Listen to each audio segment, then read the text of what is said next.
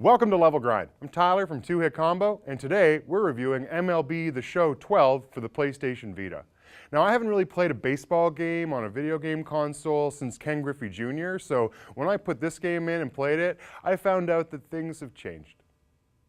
No longer is it just button pushes and really quickly field the ball. You actually don't do any fielding in this game. Most of the base running is not done by you unless you specifically set it to, so things are quite different. The game has a pretty steep learning curve. You actually use the right analog stick to bat, so at a specific moment you pull back on the stick and then at the right time you hit forward, and it's just a lot of pulling down and pushing up on the stick, and it turns out I'm not really good at these games. But after a 162 game season or something crazy like that, and that's like in real life, that's how long a baseball season is, which kind of blows my mind. But after 2 full seasons of simulating the play and trying, I got to be about a 236 average baseball player, which is pretty poor. They wanted to send me down to the minors in game, and that was very discouraging.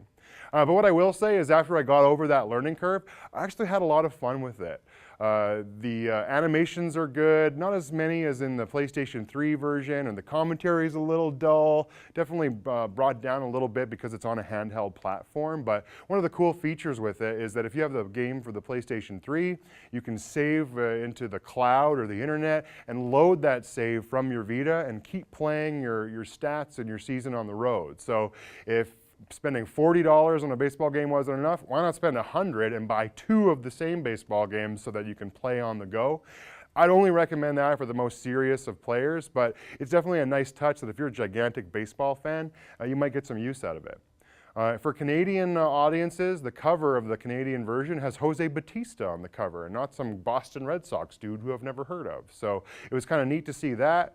The online play was a little laggy. I played online a few times, and there was actually like a weird thing where the ball would disappear after you pitch it, and then you just sort of guess that when it crossed the plate, and then it totally crapped out on us partway through. So maybe that was just my experience, but overall, the road to the show mode is probably the crowning achievement in my mind. This is my first foray into this series, as I said, and Road to the Show helps you creating your own character. So I made Tyler Glennon, and when you're looking through the names that the commentator can say, I found Ty Glenn, so it's like Ty Glenn up to bat.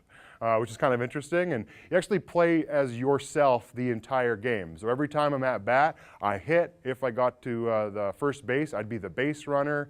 Every time when I was a shortstop, the ball was hit to me, I'd actually have to field it. So it added a new layer to the game that I hadn't played before, and kind of made me interested to try the actual PlayStation 3 version. So if you're a fan of baseball and you own a PlayStation Vita, I would pick it up because there's not a lot of games out for it, and this is one that's a little bit deeper than most and had me enjoying my time with it. So, as I said, I'm going to give the PlayStation Vita a buy as long as you're a baseball fan and own a Vita. If you're not a baseball fan and you don't own a Vita, you probably don't want to buy it.